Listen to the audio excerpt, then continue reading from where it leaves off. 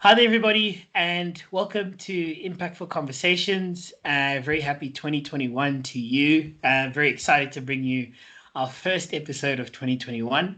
And we're starting the year off with the bang with a new series called the Critical Infrastructure Series, powered by Sebenzana. Or you might see the hashtag on social media, hashtag Critical Infrastructure SA. And what that's really about is kickstarting an innovative discussion about rethinking managing our critical infrastructure in South Africa.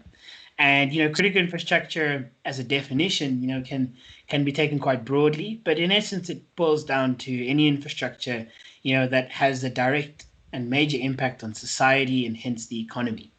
And so today, with my first guest of the series, I've got Alistair Moodie here. Alistair is the product manager of SAMP, the Smart Asset Management Platform, which we'll get to hear about as well a little bit later. I think the first thing you can see is they actually, make really cool shirts. That's actually a SAMP shirt that Alistair's wearing at the moment. So it's a really cool shirt and really cool shoes, which you haven't seen, but I can guarantee you they're also really cool shoes as well. Oh, you might as well show us. Yeah, you might as well show us the shoes. Hey, there we go. There we go. Awesome shoes, right? Like super awesome shoes. And I'm super glad that that we actually get to have Alistair here with us today in the virtual room. Alistair, thank you so much for joining us. It's a really an honor and a pleasure for me to be able to interview you here. How are you doing this morning? I'm assuming you're in Johannesburg, which means that it's probably a cloudy slash drizzly slash rainy morning, as it would be typically in Cape Town, I guess. Yeah, no, it's about that. I enjoy mornings like this, though. It's very chilled. Yeah, I must admit, I also quite enjoy it as well. But Alistair, it's fantastic to have you here with us, in the room to talk about, critical infrastructure. But, before we sort of dive into that, I really, want to discuss or get to know you a little bit better, and for the listeners to get to know you a little bit better. So I guess to start off with, please let us know, where were you born? Where did you grow up, and where did you attend university? Yeah, Joburg, born and bred. Awesome. Yeah, I was actually born in the Joburg gen. Lived in the south of Joburg for a long time, and then moved to kind of the Randburg area. Studied at Wits, mechanical engineering, and then worked at Letabo. So I lived a little bit kind of in the Vaal Triangle for a while. But yeah, Joburg's definitely home. That's awesome. That's absolutely awesome. And Joburg's been home for me for over a decade, and I absolutely love it. I regularly argue with people, when they say which is the best city to live in South Africa. I say Joburg, but I know some people have a different opinion. So you spent time in Cape Town. That's a good call. I like it. Yeah. I've spent 4 years in Cape Town, so I feel like I'm in a good space to make that judgment call. But I guess to start off with, I want us to discuss, engineering and talking about particularly something which you and I discussed off air a few months ago around cultivating an innovative engineering culture. But before we sort of get into that, I would really love to know what caused you to begin to be passionate about engineering. Where did that sort of passion start for you? I've always enjoyed problem solving. I enjoy understanding things down to the first principles, and then using that understanding to solve problems. It's just how I'm built, I think. And for me, engineering epitomizes that. It's our job to take the information we have, which is not always all the information. We've just got to work with what we've got and solve problems effectively. It doesn't even always have to be the perfect solution. It's just got to be a solution that's adequate. So yeah, I love that. Personality and what I love doing. I love that definition of engineering. It's quite a powerful definition, and taking the information that we have and solving problems and not necessarily coming up with the perfect solution. I absolutely love that. So you've worked in different environments, obviously in your career, and I suppose based off of the sort of experience that you have, I'd love to know, what do you think are the keys to cultivating an innovative engineering culture? Yeah. Particularly, I want to focus particularly, for young people. Yeah. Um, I I've had some really good experience with that. I had the opportunity to start with ESCOM. I'm very grateful for. I mean, ESCOM gave me a bursary, Mm, so I studied with their assistance, and then I went to go work at Letabo Power Station as an engineer in training, and it mhm. was this golden opportunity to learn this amazing plant with very little responsibility for that engineering training program. Yeah. I got a very good grounding in I was with the operators, with the maintenance guys, just feet on the ground. And then I went across to Kelvin Power Station, Hmm. small IPP in Joburg, relatively small compared to ESCOM, large compared to other IPPs. Mm. Um, and that is a very much more privatized, dynamic environment. And there I got to see uh, how you can bring innovation into that sort of environment. Mm. And by bringing, what it comes down to is bringing people together. It all comes down to people. It always does. Yes. And bringing people in with different backgrounds and mixing them in the pot. And they will come into an environment with ideas that just seem so obvious to them that are completely not obvious to the people that are already there. It's happened to me. Someone's brought ideas that are like blindingly obvious to them, and they couldn't believe I wasn't doing it already. I've done it as well. I've brought ideas that were just normal to me. Mm. Um, and yeah, so it's bringing like this, making a melting pot of experience and keeping Mm. that going. Don't stagnate. Keep moving people around and bringing new experience in. But then it's also just being open-minded. Good ideas come from a lot of places. They come from uh, guys that are backwork students. I've just had that experience. Just had a backwork student, and he's just ended his time with us yesterday, and we had like a closeout meeting with him, and he brought some stuff up, and I was like, "Why aren't we doing that already? That's a really good idea." Uh, Yeah. to mentors that are in their 70s and 80s. Um, Mm. there's a whole spectrum. I think it just, you need an open-minded environment where everyone is willing to change their minds about stuff, Mm. uh, and that cultivates innovation. I Mm. believe that. Yeah, I think that's really powerful, right? Because, and I love the part, where you sort of talked about bringing in new ideas. So I mean, there's sort of two parts of that which you've highlighted, quite powerfully, which is, it's important to bring in new ideas, but it's also important to be open to them as well, and to actually be open to things that might seem blindingly obvious to me, but not to you, right? Because what is it? New brooms or fresh eyes see the dirt on the floor. It's almost like you just look at things and you're like, hang on, why is Yeah, it like this? And then it's like, well, I've been walking past there for the past, year, and I've never noticed that. So, so yeah, I think it's yeah, really important to sort of yeah. cultivate that. And I mean, I suppose on the long along those lines, what advice would you give to a young engineer, perhaps say starting out their career, or you know maybe is starting out this year, it's the beginning of the year at the moment, maybe they're just about to start out in the workplace. What advice would you give to a young engineer that you possibly wish you had known at that stage in your career? Um, the, so there's advice that I would definitely give that I only really articulated to myself later on.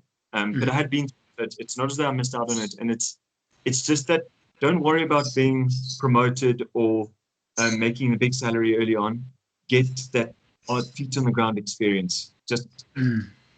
be in a position where you can get that and then absorb it, soak it up like a sponge. That serves you in Absolutely. such good stead later on. Just having that understanding and grounding in the real world. Um, then, I mean, I did start at ESCOM, and leaving ESCOM and going into the private sector was quite a shock. Uh, Mm. so guys that are in that environment, I mean, we have large parastatals. Just be aware that the world's very different. There is a significant step change between being in the public sector and the private. Yeah. And it's worth moving back and forth, I think. It's worth having that experience of both. There are good and bad parts to both. And then one last thing would just be something that one of my mentors, older engineer, he just said, be the engineer. Whenever you're forced to make a decision, just remember, be the engineer. The production guys will look after production. The maintenance guys will look after maintenance. You're there to be the engineer. Go back to first principles. Look at the problem. Remember that you're there for the long-term health of the plant and to keep people safe. Most importantly, just remember those things and make the decisions in that paradigm. I love that. Be the engineer. That's again so simple but so profound, right? Absolutely love that, and thank you for sharing that advice. I think that's quite pertinent for whoever's going to be listening to this. So I guess we started off quite fast. I want to sort of slow it down a little bit, and I suppose just again get to know a little bit more. I'm quite interested to know, particularly I suppose now in the sort of COVID-19 pandemic, what is your typical workday like? Yeah, that changed, hey? March, April last year. It would be telling you a different story. So I've been doing a lot of working from home, particularly in managing SAMP, owning SAMP means that a lot of my work can be remote. So it's starting the day with a meeting with my team, making sure that everyone brings up the things that are blocking them carrying on, any issues we need to sort out. Then it's moving into solving those issues, just removing the log jams, getting everyone going. If there are decisions I need to make for them to go on, then we do that. And then it's into, a broad spectrum. Because I'm now owning SAMP, it's my baby, it's my passion. There's a lot that goes into it. It's telling the story about what we're doing, chatting to clients, finding out, getting feedback from them, finding out what their concerns are, and then addressing the concerns, designing features, like actually sitting down with the developer and designing features that need to go into the platform to solve client problems. Business development, going to sites to go visit clients and see clients. It's broad. So the structured, the rest of it has a lot of variety, which I actually quite enjoy. And I think you're quite right in that that has changed. I guess we were sort of in a technology work mix at the moment, where with the COVID-19 pandemic we've been forced to sort of evolve much quicker than we probably would have, in the sense of virtual meetings, in the sense of reduction of travel unless it's essential and you probably need to go and see. I think in the world of engineering it's even changed as well. When you need to go see a site, other than that, you might not travel as much, whereas you may have, traveled 5-6 times a week to 5-6 different places. But now all of a sudden, instead of a 3-4 hour trip, it's just a 2-hour call. And then, you actually sort of free up your time to become productive. So I think it's a really, really interesting space. And then I want to ask you, so there's often a perception, and being an engineer myself, there's often a perception that, we're a bit boring, right? You mentioned the phrase "be the engineer." There's often the perception that that's all we are, right? That's like that we don't do much else. That we just wake up and we're the engineer until we go to bed. So I want to know, what do you do to switch off? What do you do for fun, when you're not the engineer? I'm really curious to know. This isn't going to sound. I enjoy playing with racing drones. Oh, awesome! It's lots of fun. It's kind of engineering related, but it's actually just fun. I think we'll let that one pass. It's not engineering. We'll let that one pass. Then I enjoy getting outdoors. I enjoy reading. That's changed a bit in the last year as well. A bit less socializing than usual. But a good ride is always good. Yeah, I I find those things quite relaxing, and yes, I find it so important, especially working from home. It's Yes, so easy to just let your day draw into working until late at night, just yes, because you're living in your office. yes. Uh, so important to have a hobby and just be interested in something else, Mm. just because you can switch your mind off and get it onto a different track. Yeah, yeah, absolutely. I think that's really, really powerful. And thank you for alleviating the perception that we're boring. So thank you. Thank you for that. I feel like it should be something way out there, like painting or Yeah, exactly. architecting. I do enjoy sketching. I do enjoy sketching. But, Like a yeah. part-time architect or something. I don't know. Like, but hey, look, racing drones is super super interesting. That sounds quite enthralling. So I want us to talk smart asset management, right?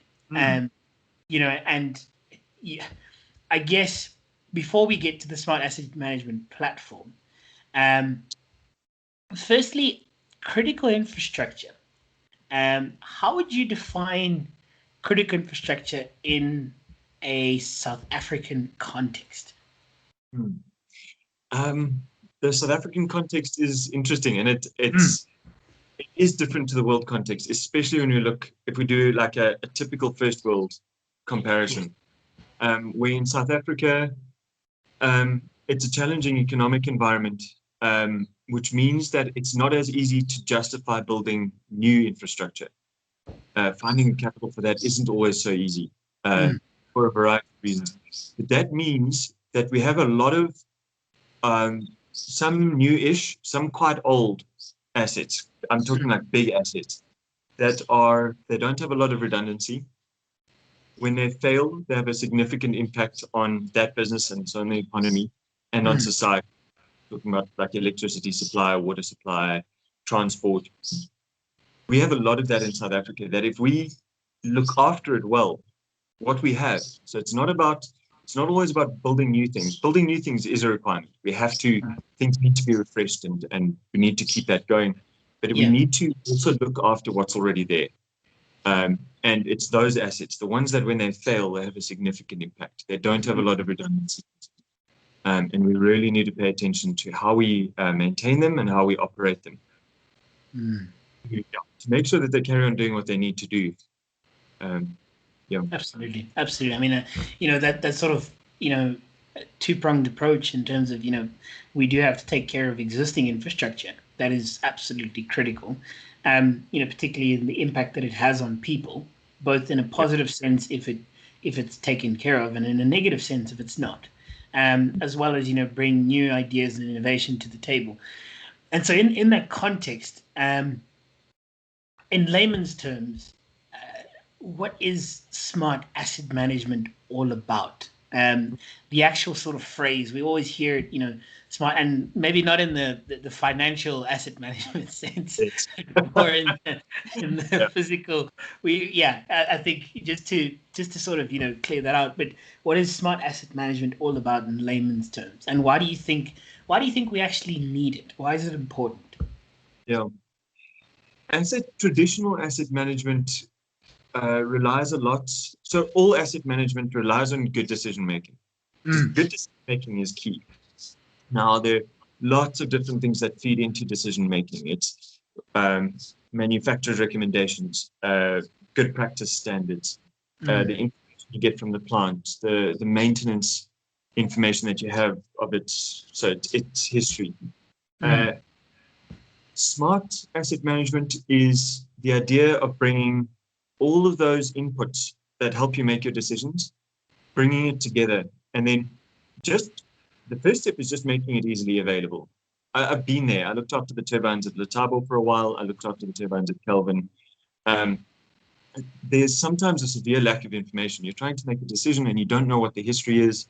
mm. Sometimes the plant doesn't have the information you need and you don't have the right recommendations. If you could just make that information readily available, that's Yeah. an amazing first step. Just just have it there so that you can just feed your brain with the right things, help you make the right decisions. The next step is to do interesting things with that information. You combine those data streams and you can do a spectrum of things from just putting that information together in a nice graphic. So you can do some very basic analysis, putting it together in a graphic interface that makes it understandable, so that you can make a decision. All the way through to training machine learning models. Yeah. Machine learning can be incredibly powerful if you have the right data set. And often the data sets that have been used are it's either just the instrumentation data from the plant, or there's a variety of things. But if you bring all of that data together, all of those streams together, we're seeing that you can do some pretty amazing things. It's that coming together that we think of as smart asset management. Absolutely love that definition. That's such an insightful way to look at it, and I think that really sort of encapsulates what it's all about. And so, I guess a question to you is around, what do you think, if you assess where we are, both sort of from a parastatal and from a private sort of asset management or critical infrastructure management perspective, what do you think we actually need to start doing differently?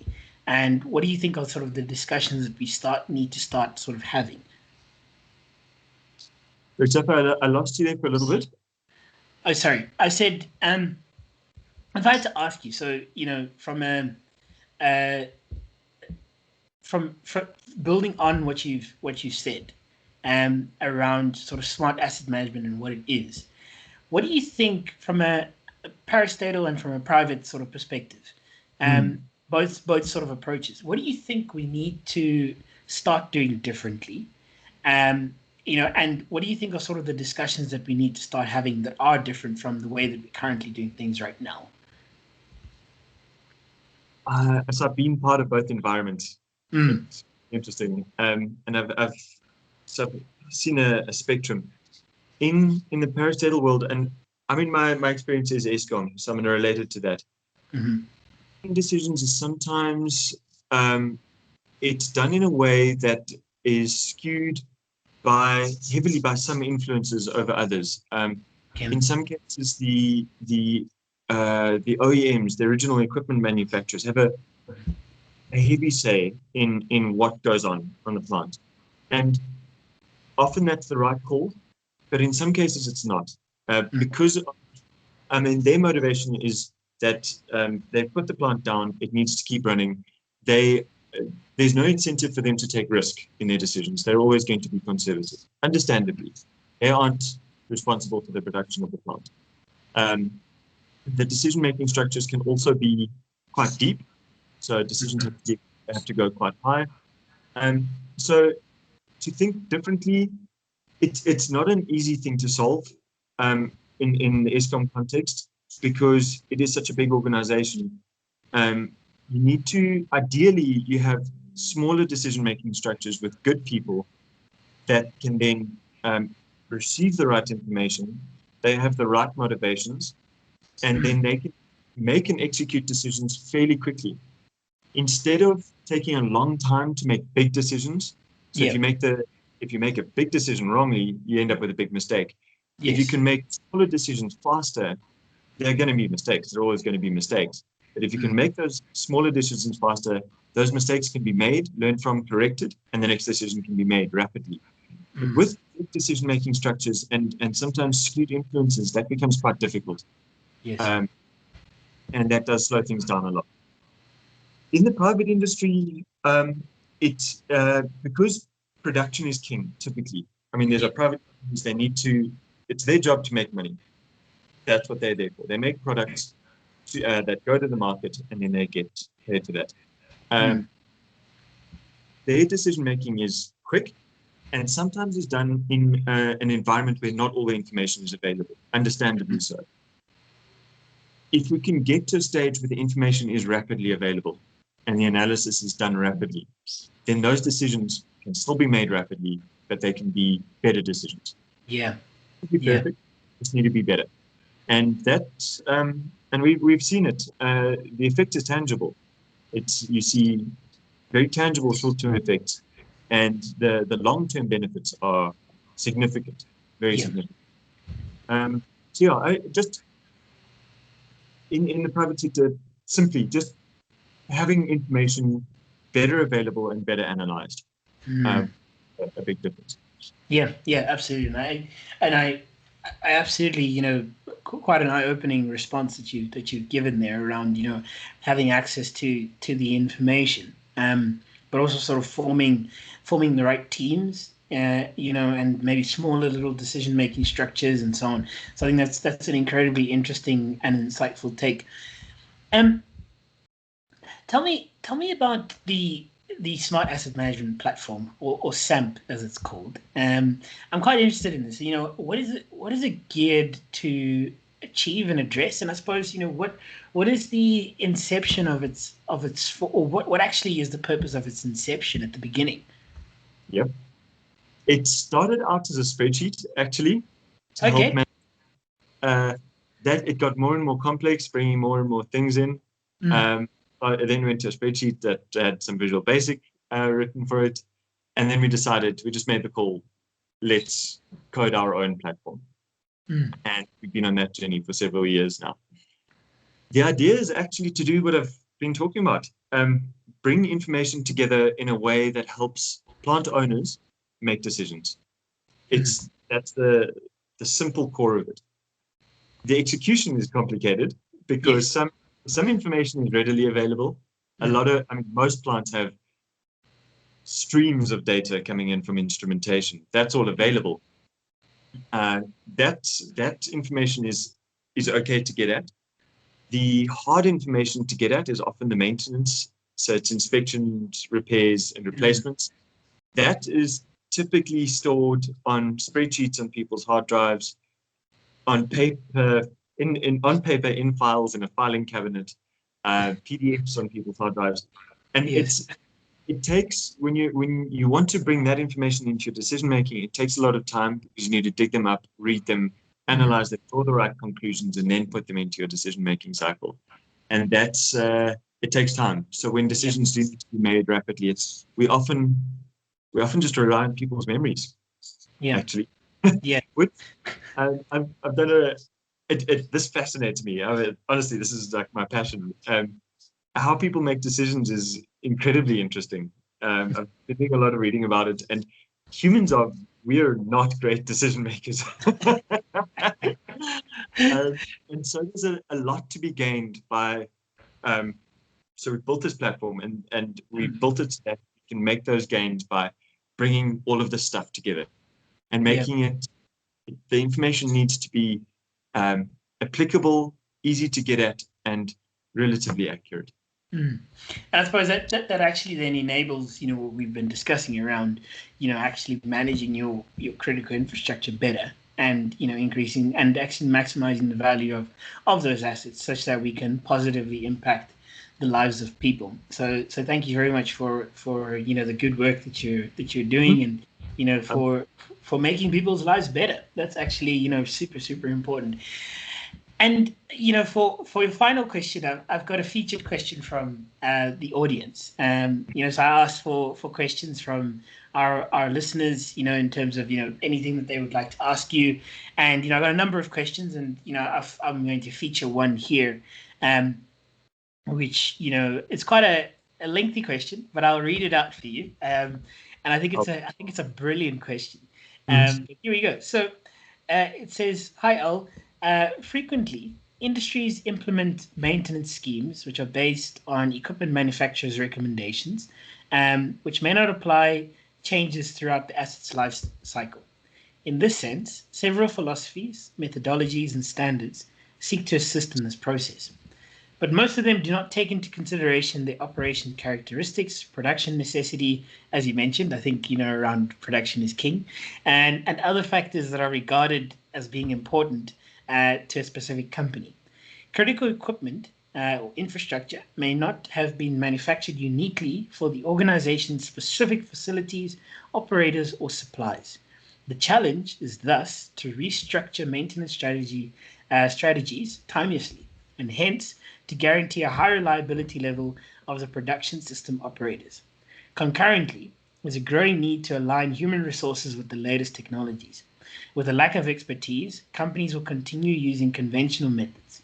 If the skill is not available, companies are reluctant to implement new technologies. So, here's the actual question. I suppose that was more the background. In your opinion, when regarding three fundamental pillars for highly reliable systems, when regarding the three fundamental pillars for highly reliable systems, firstly, managing your information, secondly, creating indicators, and thirdly, restructuring preventative maintenance plans. How important are the efforts invested into simultaneously aligning human resource skills to the introduction, implementation, and continuous development of smart asset management systems, considering the downsizing of companies in South Africa as a result of competitiveness across markets during and post the COVID-19 pandemic? So, a brilliant question. But yeah. Bold question. I think what that comes down to is people. Okay? It is a really good question. Part of the things that we see are, so we can bring technology to bear on problems, but technology doesn't solve problems. People solve problems. Yeah. That's key. And I feel like I need to get a tattoo just to keep myself out of it. I'm so in the tech world now. Yeah. But it's so true. And it's so important to bring people on a journey and to always remember that it's the people that solve the problems. We've had on the sites that we're involved in, that we're running the platform on, there are people that are reluctant to engage. It's part of a world they're not enthusiastic about. And so what we do is we've got some really bright young engineers that love technology. So we put them onto site and they become a bridge. And it's such a nice environment to be in, because they're very good at managing the platform on behalf of the client. It's the bits that the client isn't interested in being involved in. Then they get to interact with the client, the guys on site that have been there for years, and that are solving these problems. And so the young engineers learn from the older guys, and they get to help them by producing this information that the guys know is valuable to their client. Yeah. I think the key is just technology doesn't solve problems by itself. Yeah. It's people. Yes. And we have to bring them along on the journey. We're part of that journey. Yeah. No, absolutely. Absolutely. I think that's a really, technology doesn't solve problems, people do. That's quite a lovely quote, and I think that succinctly summarizes it up. That actually we have to put the focus on the people ultimately as well, because actually that's where the problems ultimately get solved. Yeah. Sorry, just another thought that came to mind there is that it's the technology that empowers the people, I think. Yes. It's just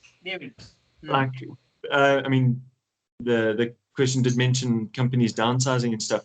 The skill base in South Africa is diminishing. We see it either through people retiring or immigrating, and then young engineers coming through, and they've been accelerated through the ranks. They don't necessarily always have the foundation they could have. But so we can use technology to make the people that we do have more effective and more powerful in how they make their decisions. Cool. Sorry. 100%. That's really powerful and impactful, and thank you for that. And I suppose all of that meshed in together helps us to rethink and manage our critical infrastructure better, no matter where it may be, and ultimately make people's lives better. I just want to thank you so much for coming onto the platform. It's been a lovely chat, and I think a super educational chat for me, and no doubt for anybody who's listening to this. I do want to thank you for being a part of the critical infrastructure community of Impactful Conversations, a community that we've just formed.